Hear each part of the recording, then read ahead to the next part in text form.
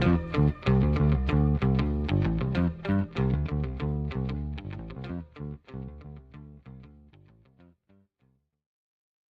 hello. Welcome once again to another edition of Quoth the Raven, Lewis Bright Raven. I'm your host, Lewis Bright Raven, 33-year veteran of comic, science fiction, fantasy, horror, and role-playing games. And it is Thursday, July 24th, 2025. And that means it's time for reviews. Normally, I have the review crew with me. This week, I'm flying solo as Chris Hall is not feeling well, and John Norris is out on assignment directing children's theater right now. You're doing Moana Junior, I believe. So hopefully the show's going well and people are enjoying that for those who go to see that. So we got a lot to talk about this week. We got reviews. We got comics news from San Diego Comic-Con and other topics. So let's get to the reviews. Absolute Martian Manhunter number 5 for $4.99 from DC Comics. Writer is Dennis Camp. Artist is Javier Rodriguez, lettering by Hassan Atsmain Al-How. I'm not quite sure if that's the correct list of cover artists, but Rodriguez is correct shown. Here's the Collins, Raleigh Rosswell, Derek Cho, and Marguerite Savage might not be the exact correct group of cover artists. Let me do a quick check to make sure that is correct.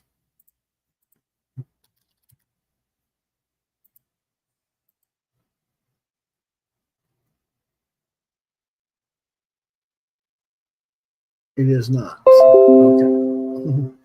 Well, don't worry about it. We'll get that covered and exactly who are the cover artists in just a moment. Anyway, released July 23rd, 2025, and what it's about. The Martian in the city-wide blackout, an attack on Middleton power stations. As night falls, dark sides are unleashed. It's John Jones and the Martian against a city full of psychopaths and the one behind it all.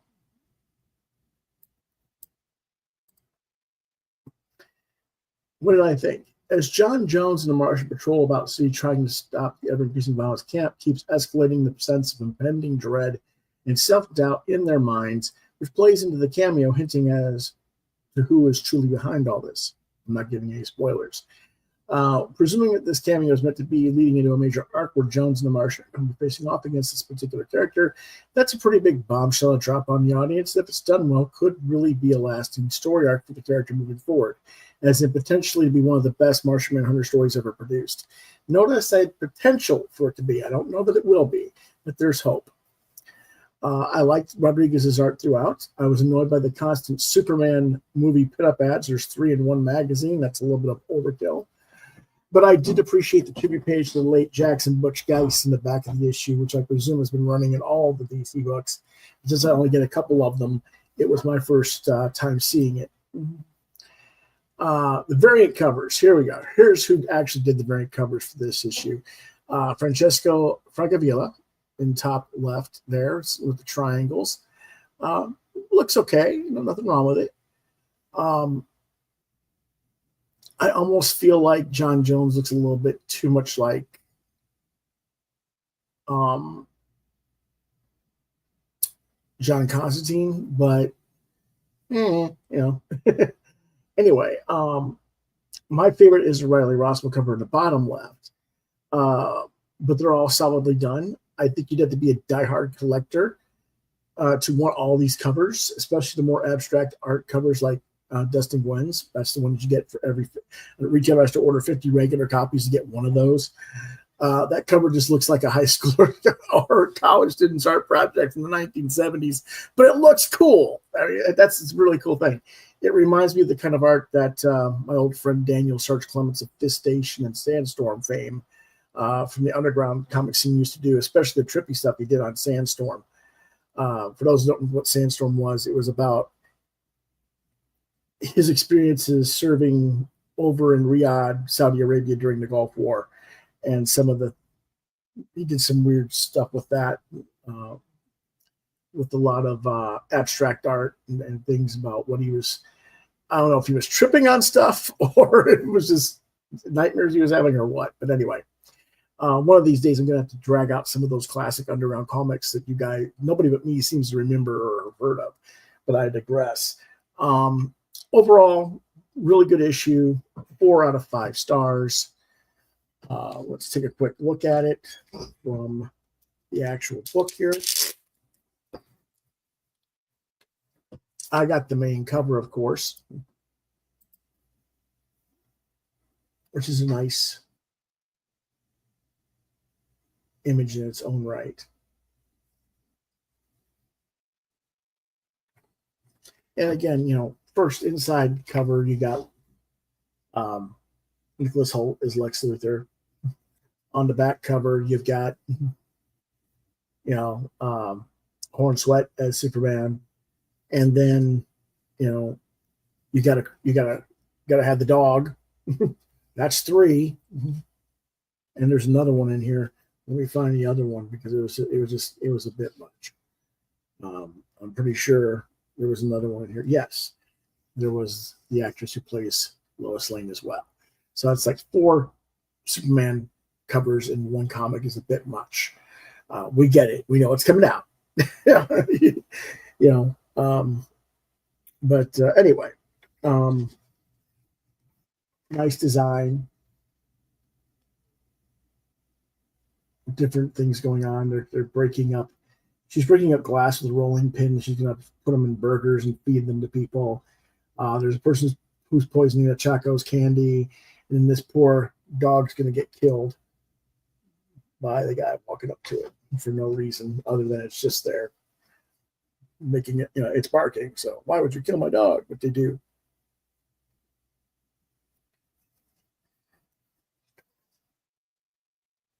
And they just go around things. And I just, you know, I love stuff like how the Martian somehow just kind of sits around on the outside, riding out the side of the car. Like that, you know.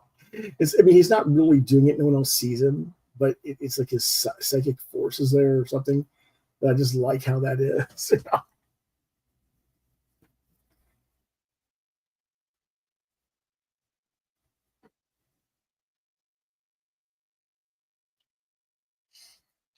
And again, here's where she's breaking up all the glass and putting it in hamburgers and going to cook the burgers with the glass in it. So, I mean, that's just horrific type stuff that they're going to be doing with the characters. But just all of it is really good art. The kid wanting the Chaco's bar, not knowing that they're all laced and poisoned. So, you know, lots of cool stuff going on with that. All right, let me go ahead and put that one back in its bag. And we'll move on to the next one. Our next book is back issue number 160 for $10.95 from Tomorrow's Publishing. Various writers and artists for 13 and up. Genres, interview and historical review magazine. This was released July 23rd, 2025. And of course, each issue of back issue gives the reader various articles and reviews stemming from a certain theme. This is a summer fun issue featuring Marvel's superhero swimsuit editions and a Betty and Veronica swimsuit gallery, plus DC Strange Sports Stories and Champion Sports, the DC Marvel softball team rivalry, the San Diego Comic-Con history, and the Impossible Man Summer Vacation specials, DC Slurpee cups, DC Whitman variants, and more, featuring artwork and articles from Carrie Bates, Dan DeCarlo, Adam Hughes, Jim Lee, Aaron Lopresti, Elliot S. Maggin, Bob Rozakis, Scott Shaw, Brian Stelfreeze, and more, featuring a 1989 Mr. Fantastic and Invisible Woman swimsuit put up by the late Butch Guice. We miss you, Butch. This was quite the issue. It was not what I expected, and I was very surprised, not just kind of, but very surprised, that the Amazing Heroes swimsuit specials were not mentioned at all in this book. I figured they'd have an article since they're very popular when they were around, given the theme of the issue. But the articles, as always, were interesting and engaging, and I'll probably go back and reread this because I didn't have time to fully read it the way I normally read it. I had to like just quickly glance through it and get an idea of what was in the book. But what I did look at was very solid, and cursory skimmery was very much time well spent. Just on the cursory skim, I'll give it a 4 out of 5. And let me see if I got it right here.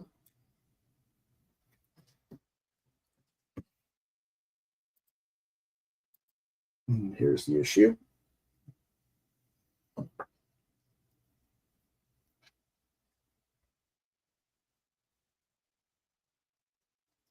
We talk about DC's with sports and strange sports and stuff like that, which I actually am starting to kind of want to get some of those strange sports issues if I can find them at a decent price. They're probably expensive as heck, being from the 70s and stuff, but who knows? Just to see what they were, because I never got to read those as a kid. I never really saw them. They had some interesting things about the softball rivalry between DC and Marvel, and had photos of the teams. This is the DC Bullets from one year with Zakis, I believe, was the guy who provided he did the article and provided the photos. It would have been interesting to hang out with those people and play games with them. John Morrow has a wonderful article on the Slurpee comic cups from '73, and all the different characters that you could get, which was quite a few, as you could see.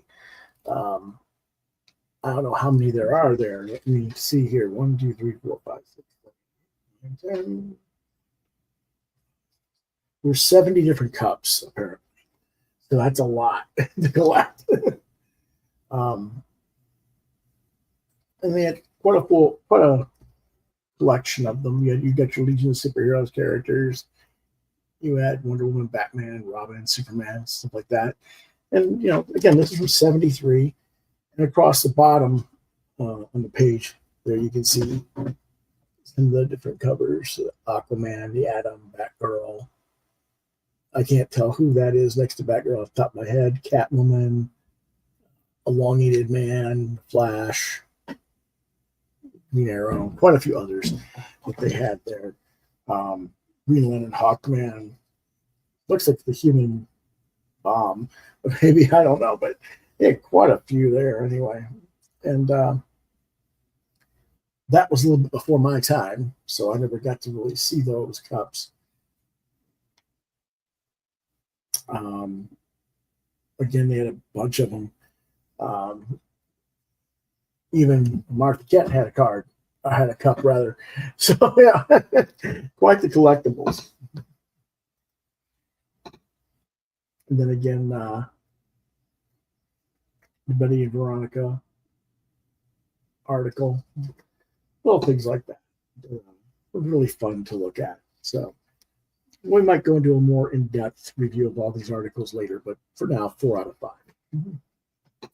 Okay, let's go ahead and move on to the next book, which is DC Elseworlds Batman Gotham by Gaslight, A League for Justice #1 for $4.99.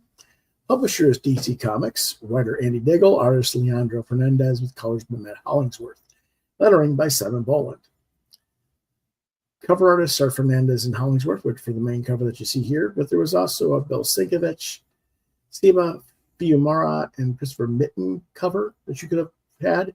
The editors were Ben Mieres and Ash Padilla. Genre science fiction superhero, and released July 9th, 2025. What is it about? Well, last year, DC's Iconics Elseworlds was ushered into a new era with the release of Gotham by Gaslight, the Kryptonian Age, which was about Superman in that era, and I didn't read that one. This one continues that iconic saga with the Batman of the Victorian era, pulling some of DC's most iconic heroes into the Gilded Age. Now the team that was behind the Gotham by Gaslight Kryptonian Age is returning to tell the second part of this epic tale with Gotham by Gaslight, A League for Justice. Bear witness to the formation of a new kind of Justice League, and a steam-powered adventure that will bring these once familiar heroes into the open plains of the Midwest to the freezing Arctic as they unravel the mystery of alien artifacts from the Kryptonian age. What did I think about this? Well, I hem-hawed around a little bit about getting this specifically because I never did get the first series from last year. So not knowing any of that storyline, can the series stand on its own without my having read the Kryptonian age? Well, yes and no. This issue stands on its own merits, and one you can certainly read the issue without having read the Kryptonian age. However, there does seem to be some elements that harken back to that series in terms of characters and how they may have been used in the previous series, particularly that of the Martian Manhunter and Oliver Queen version of Green Lantern, and why they feud with each other briefly in the story. I do think Diggle does a decent enough story, and Fernandez's art serves the story reasonably well. I'm certainly still interested in seeing where the story goes moving forward, but I did find myself asking just how much interaction did these characters have in the previous series, in the previous storyline, because at times it felt like they knew each other pretty well, and then at others it felt like they barely knew each other at all. Maybe it's just me. Maybe I was just too tired when I was reading it. I don't know. Let me know, for those of you who've read this, if that's something you all noticed when you read it as well. I give this book a 3.5 out of 5 stars.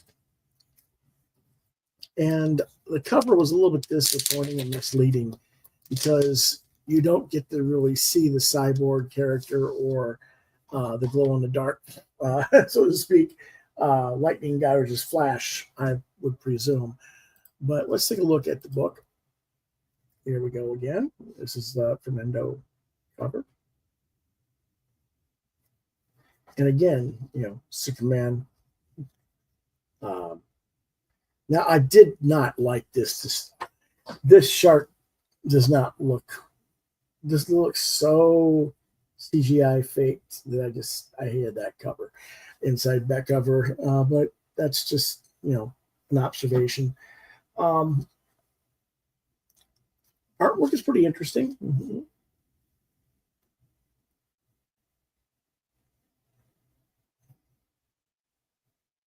I almost wonder if the artist took a picture of oh shoot, I can't think of his name. Certain comic shop owner who does the O face all the time. You guys know who I mean. If you've seen him on Facebook, it just looks like him almost. Dennis Parker Jr. That's what I'm trying to think of. It's like a side view of Dennis's face or something. Oh, look at the wing.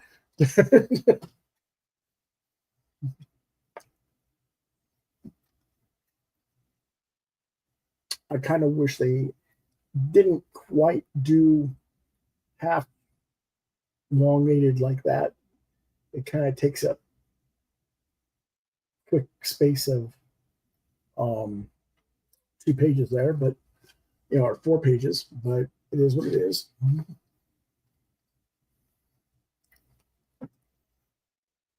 And it's kind of funny how Superman has to be the Lone Ranger wearing a mask. It's like, is this the Lone Ranger? Welcome to Smallville. I just thought it was kind of odd, but I do like that they used Harley Quinn and the other Batman villains, so to speak, as a kind of like a clown crime circus. And then there's Killer Croc, who gets there and breaks his hand, hitting Superman in the mouth or in the jaw, because of course he's Superman's steel jaw. But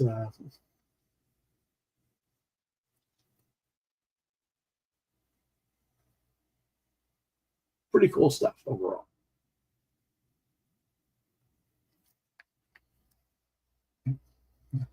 I am curious, though. Of course, this is the Martian Manhunter fighting against Ollie as Green Lantern. First, Martian Manhunter got inside Ollie's mind, and then he just flipped it around on Martian with his ring. But either way, not necessary. And Wonder Woman pretty much tells him as much.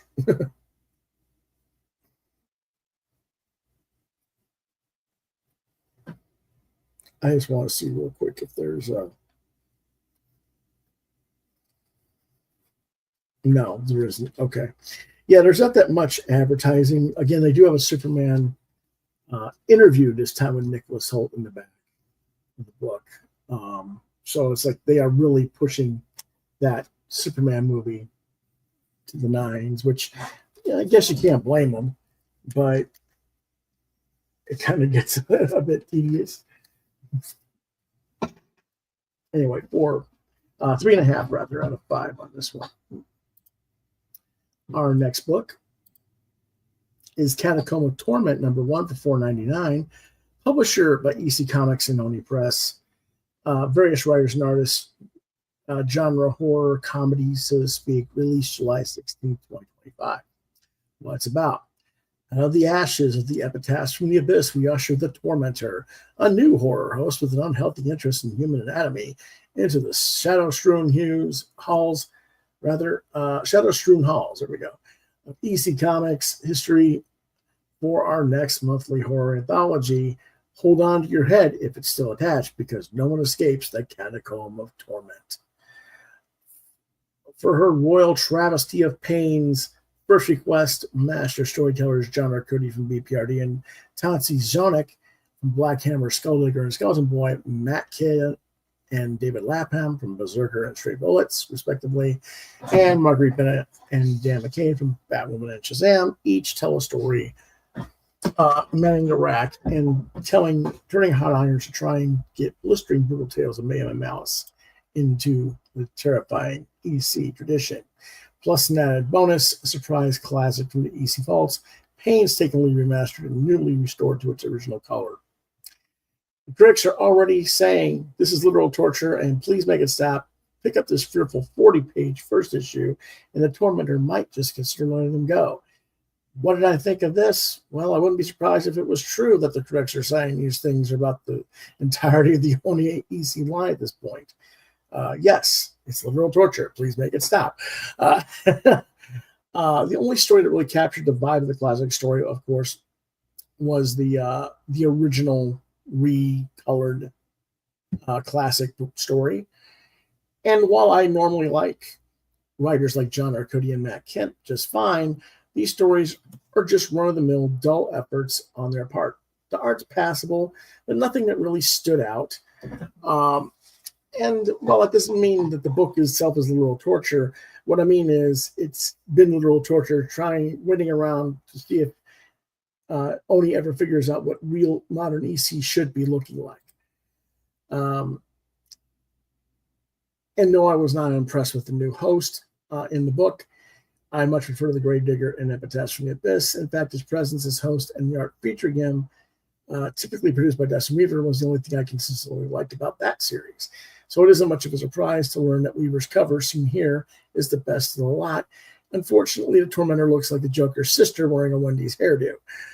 I'm amazed that they didn't do a fast food story in the first issue, although Kent and Lapham did do a food-based story with like I don't know. He was cooking for masses anyway. He used mushrooms and stuff. It was okay. Anyway, I get the book 3 out of 5. Stories don't suck. They're just average. Not really yay or nay about them. They're just there.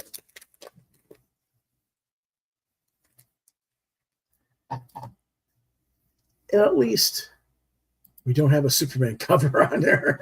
I'm advertising Superman on this book. I mean, the cover here looks, very much like what you would have seen classic EC. I don't mind that.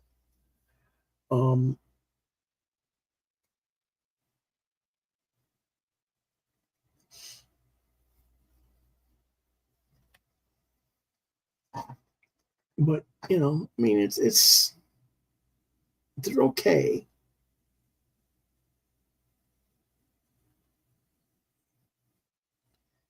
Some people don't like that logo or that font type for the lettering, and I understand that. It is what it is.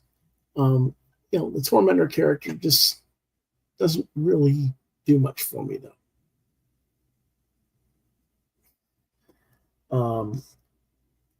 The guy that's laying there on the ground is a comedy guy that was doing stand-up, and he did a lot of, I guess you could say,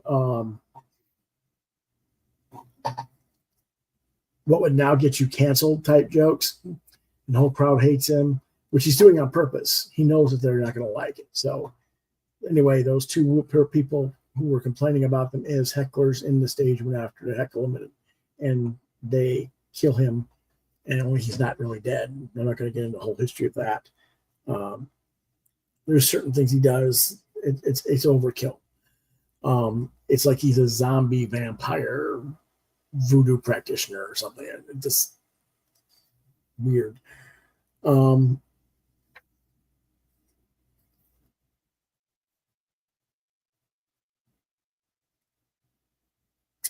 then, of course, you had the food thing, like I said, the garden variety thing.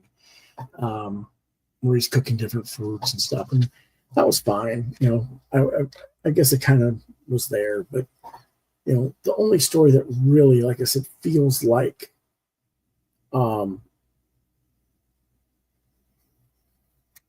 EC is the classic,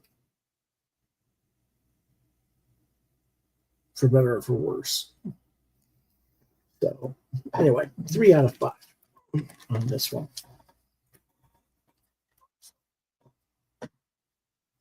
Our next book is PERHAPANAUTS. CHOOPIE'S Bad Bad Day, one shot for $5, $10 for the variants. Publisher Plays Well with Otters, on their Kickstarter. Writer Todd DeZago, artist Craig Rousseau. Genre supernatural superhero action comedy. Released July 2025. What it's about. Choopie the Chupacabra, the resident kid and jovial prankster of the PERHAPANAUTS team, ticks off the chief with his antics one too many times, so Chief calls in Saki Prairie, a mischievous South American imp, to replace Choopie on the team and be his roommate. Saki pranks Choopie to the brink of insanity, and Choop doesn't seem to have much of any answer to come back at the imp. Has he met his match? Will Choopie be forced to leave the team for good?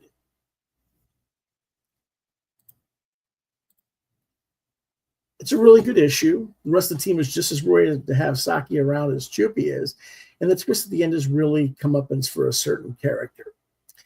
I did mention last week when we first got these in the mail that Chief doesn't have a nose. And we've been talking about Craig not drawing full faces in Herculoids. That just has to be the character's design. It's consistent throughout. I kept trying to remember because it's been a while since I read PERHAPANAUTS. So I went back and looked, but it's consistent. For some reason, he just doesn't draw a nose on the Chief, and that's kind of weird since he wears glasses. Because what the heck are they balancing on him? There's no nose, but it's kind of a weird thing. But at least he's consistent. All the faces are consistent, which is unlike Rousseau's work on Herculoids. And there is only one possible mistake in the art. There is a panel where Saki is standing on his left leg. But if you notice from these covers, he doesn't have a left leg. He only has a right leg. The left leg is missing. Like it was chopped off or amputated. So you kind of wonder what was going on that. Now, I do have to wonder if he has the ability to simply switch off to the other side or what. After all, he's an imp, and he can pretty much change his shape and appearance at will. But since it's only in the one panel, I think it was just a goof. I'll show that panel in just a second. I gotta find it. But first, let me go on the interior here. And you see where Chief doesn't have a face. So how's he keeping his glasses on his head? And there's Saki, the imp, with one leg. But there is a panel. I'll show you what I mean. I find it.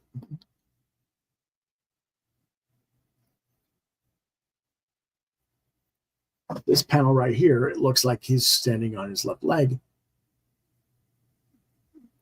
And there is no left leg for him to stand on. So it's kind of a weird, it could be his right, but it's more likely his left, the way the figure is posed. So it's just a little bit of an oddity there, but not the end of the world, because he's consistent throughout the rest. So, and again, I don't really want to tell you the comeuppance for whoever gets it and everything at the end. Cool cover. And, you know, my favorite cover is actually the Rousseau Volume 2 cover, which is the blacklight cover,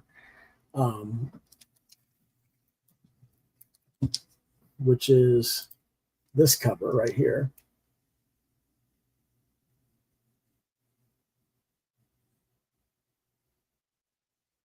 And it's not really a blacklight cover. It doesn't glow in the dark. At least it doesn't as far as I know. Let's see what happens. Oh, no, not really. No. Okay. So I didn't think it did. But anyway, it's a cool cover. I give it 4 out of 5 for the overall book. And enjoyable artwork, clean, crisp, cute story. So fun to read. Moving on to the next one is our perennial 5-star book, Usagi Yojimbo, 10,000 Plums, number 5 of 5, for $4.99. Dark Horse Dogu Publishing, writer, illustrator Stan Sakai with colorist Emi Fuji. Variant cover is Satoshi Ariga. Maybe, maybe not. I don't think that's correct. I think it's actually Jennifer. Let me check real quick here. I don't know why some of these got messed up, but come on, open.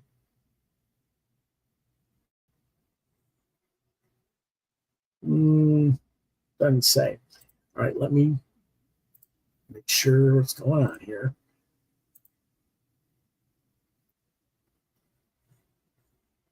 Because I don't like it when I have it wrong on those, but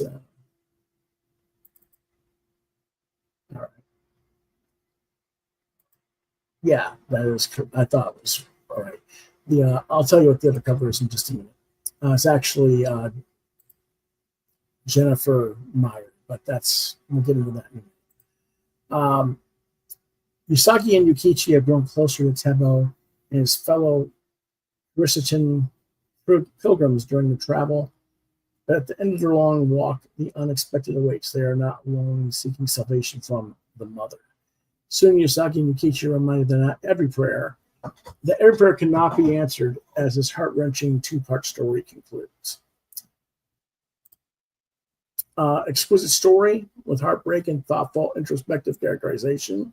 This is the cover by Jennifer Meyer. Thankfully, the industry has already acknowledged Sakai and made him an Eisner Hall of Famer back in 2020. But I'm sorry, the comic book fans are goddamn morons. This legendary artist deserves to be more than getting 4 to 6K unit sales nationwide. This should be kicking absolute batshit's overrated ass. Every time some imbecile but Wes or Doc or these other comics tubers whine about what Marvel DC do that suck, or they praise overrated crap like anything by Jeff Johns or Mark Miller or that Energon Universe caca, they should be forced to endure 1,000 paper cuts from comic pages every week until they bow to the master that is Stan Sakai, because Usagi Yojimbo should topple them all, and this sales should topple them all. 5 stars out of 5 as always. And I guess that's one of my hills I will stand on. Our next book is Vanishing Point number 2 and 3 for $4.99 each. Publisher Mad Cave Studios, writer Mark Russell, artist Ryan Alexander Tanner for issue number 2, and Alberto Botticelli for issue number 3. Colorist is Sidney Davidson for issue number 2 and Ellie Wright for number 3. The letterers, Ryan Alexander Tanner for number 2 and Carlos M. Mangual for number 3. Cover artist Robert Hack for number 2, as you can see right there, and Alberto Botticelli for number 3, which you'll see in a moment. Editor is Mike Martz. Genre science fiction, released June 18th for number 2 and July 23rd, 2025 for number 3. This book is the brainchild of Mark Russell. Vanishing Point is an anthology series of short stories that are part science fiction and part existential horror, with an exceptional roster of artists tackling each tale. There are stories with a twist in which the twist is not the point of the story, but the beginning point of which it means to ask to even be alive. Issue number 2 is clearly a parody of the Hanna-Barbera series, The Jetsons. The Tomorrow Family is a dark reimagining of the cartoon family Tomorrow, living among the clouds in a future that might have been. And number 3, in Cell Structure, a floating research station performs horrifying experiments on alien prisoners to discover the common elements of life in all living things. What did I think? Well, the number 2 issue was not at all what I expected. The cover by Robert Hack really drives home the Jetsons vibe. Alexander Tanner's art, however, is completely different, even when he's doing the Jetsons art style. I do wish they had colored the eye patch on the Hack cover. You guys can't see it on the boy in the brown hair in the car. He's wearing a patch over his eye, and it says "eye." It's white, and to me that looks more like a monocle rather than a eye patch. And in the actual story, he lost his eye, so he's actually got an eye patch over it with black. So I wish it had been filled in black, but other than that, fine. Anyway, the story is very strong satire, with a wee bit too political in some aspects, maybe for some audiences. I don't have a problem with it, but some people these days, because it does criticize current late stage capitalism and what's going on in our society, while not suggesting anything to even have hope that there is an ideal society possibility. I think some people might find that too off-putting. I do think the satire is strong and extremely well executed. And the point of the series is to go dark and horrific. So I'm okay with it, but I do think some readers will be put off by it, by the bleakness of the story, given how well they chose, how the story was chose to be presented in the start of the story. But again, extremely well executed. Issue number 3, as you can see the cover here by Ponticelli, is kind of a homage to Swamp Thing or Man Thing in the year 6219. The alien finding himself in a sci-fi air experimental lab, escapes the lab and falls to Earth in the jungle. And that's it. The aliens decide to leave it there and return home to Alpha Centauri. I'm not sure what the point of the story was. Well drawn for what it is. It's not a bad story. I'm just unsure what Russell was driving at in this particular story comparative to the story in number 2, which, maybe that was a little overhanded, but I knew what the gist of what he was trying to get across was. Perhaps I'm focusing too much on the Swamp Thing, Man Thing similarities of that alien and missing the quote-unquote vanishing point. Still an enjoyable story, though. Overall, I do give these a 4 out of 5 rating. Let's take a quick look at some of these books. There's the cover again for number 1. Or number 2, I would rather have not seen this kind of cover. I don't know. I wasn't expecting this cover. I was expecting something more akin to what was done in number 1. So this really threw me off when I saw this was the cover. I wasn't keen on the idea of doing a parody of the Jetsons, but it fits. And this is what I mean by the guy should have had the black patch on the cover, and you can see on the front cover he does not. He should have had blacks there, I think. Maybe it wasn't filled in black because there's some sort of symbolism that they're trying to show me. I don't know. Ultimately, it's not bad, but it's not really Jetsons-y either. It's kind of like I don't know, almost like Ochaka's art a little bit. So it was a little bit odd. And what's really going on is the guy who has the little boy who has a patch on his eye is actually a fighter pilot or a fighter who's on oxygen, and his oxygen's wearing out. And you can see he's already lost his eye. He doesn't want to go. He's basically in this dream world, which is the Jetsons. But the reality is his whole world's falling apart and he's dying. So pretty bad stuff in a way.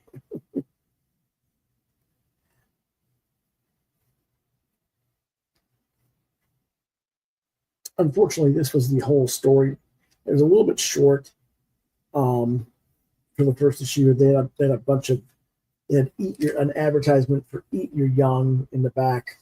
That really didn't do anything for me, so I'm not going to talk about that too much.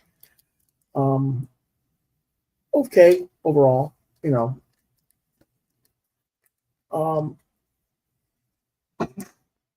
here again is the cover to number 3. And again, you can kind of see what we mean by the Swamp Thing, Man Thing look.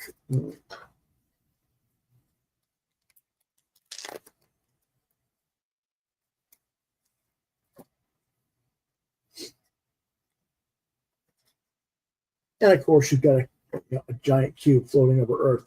It's the Borg. Yeah.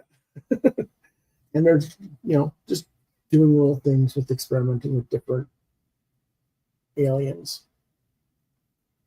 changing their biologies, attaching different limbs. Some of them die, horrible deaths, stuff like that.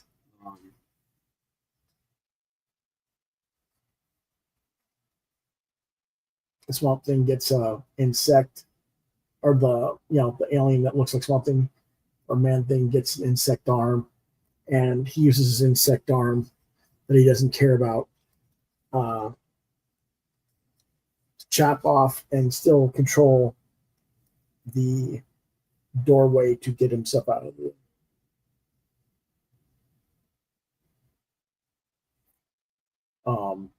cell that he was locked in.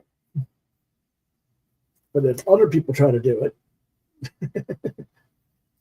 the force field, and there will be others trying.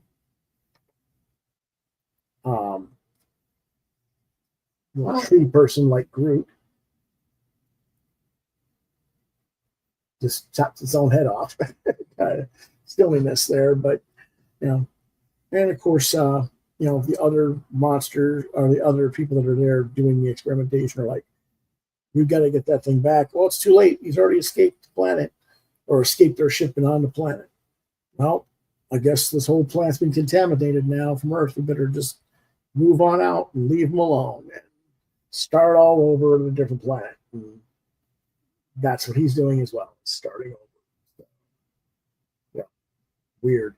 I do love this cover for next issue, by the way.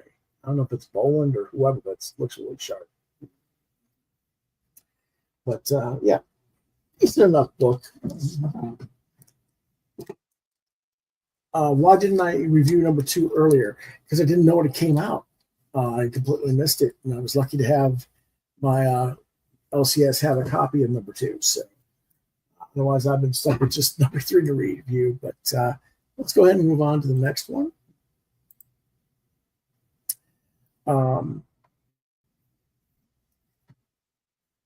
And that is in the news at San Diego Con 2025. I guess Bertram West could die happy now. Abrams Marvel Arts is finally collecting Byrne's X-Men House 1 and 3 volumes. They'll be completely inked, colored, and relettered, and presumably edited for content, as Byrne himself has admitted he made some errors and contradicted his own storyline at times. Now, I highly doubt it's going to sell anywhere near as well as they think it will, because they keep saying this book is going to sell hundreds of thousands of units. I don't see it. But I would be very happy if it came out and I was proven wrong. But note that this is coming out from Abrams Books, so that the series main market is not comic book stores, but instead libraries and bookstores. So I'm thinking it's probably, I mean, it might get into, I don't know. I'm thinking more like 30 to 40,000 range at best. But, I don't know. But regardless, it comes out in April 2026, and we do hope that it fares well. And the source for that information was Reading Cool, and there's been a few others that have confirmed it as well. But that is like the big one of the big news stories, because people have been making such a big to-do as to whether or not this book would ever come out. I myself have said before, as much as I like Byrne, and I think you can tell I like Byrne, artwork behind me on the wall, folks. It's also a matter of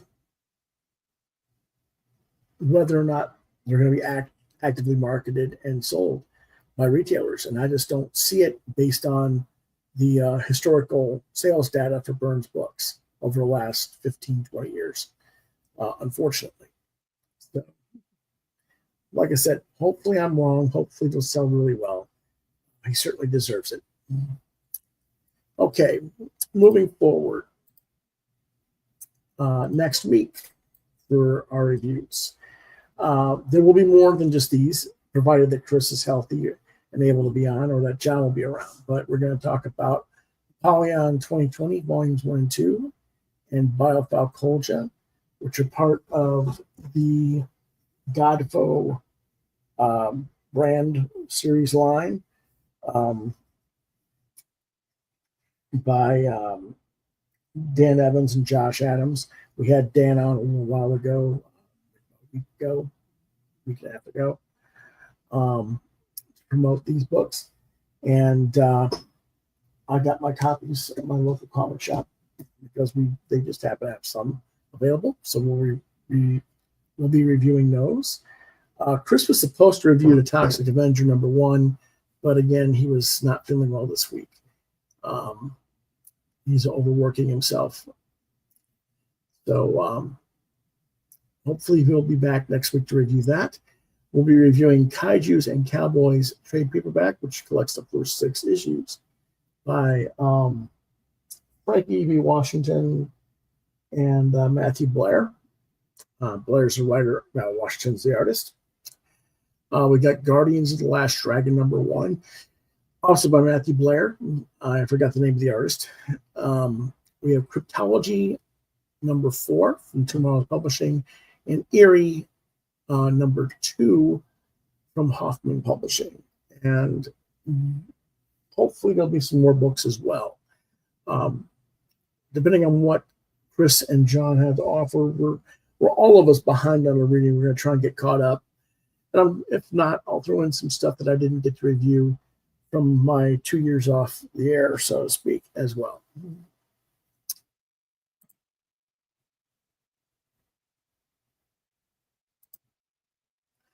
Now, tomorrow, Friday, we are supposed to be doing Jabberwocky. With Chris being sick, I don't know if he'll be available. He's not going. I won't know until tomorrow. So this might get postponed until next week. If it does get postponed, I will do a live draw or something else to take the place of it for Friday.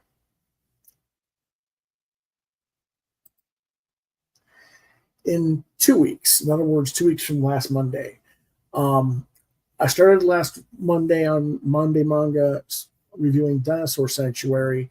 There's 7 volumes, 6 have come out, and the 7th volume is scheduled for release on September 30th, 2025.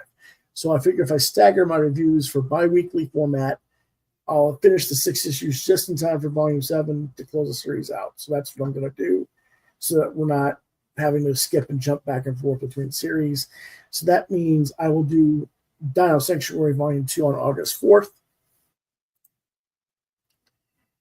And there is a little bit more information to be shared as well. And that is Tuesday next week. We will have our unboxings and crowdfunding talk, as we usually do. And our special guest will be artist Kelly Jones of Batman Bloodstorm and Batman Red Rain fame, as well as what he's doing his current series with Matt Wagner, the Dracula books. And we're going to talk about the campaigns for that series, which have already been concluded, but you can still order. I guess there's some extra copies over that you can pre-order. So we'll talk about that on Tuesday. All right. So that's what's going on the channel moving forward. If you have questions or comments about the reviews, or you have topics that you'd like me to try and discuss, a book you'd like us to review, email me at quothraven72@gmail.com, and I'll get back with you. Try lewisbrightraven@yahoo.com. You can also find me on social media at lewis.brightraven on Facebook, at lewisbrightrave2, at Twitter X, and you can see some of my artwork at deviantart.com/brightraven. You've been watching Quoth the Raven, Lewis Bright Raven, exclusively on YouTube. That is pretty much all for tonight, folks. We appreciate you watching. We'll see you next time. Quoth the Raven, nevermore.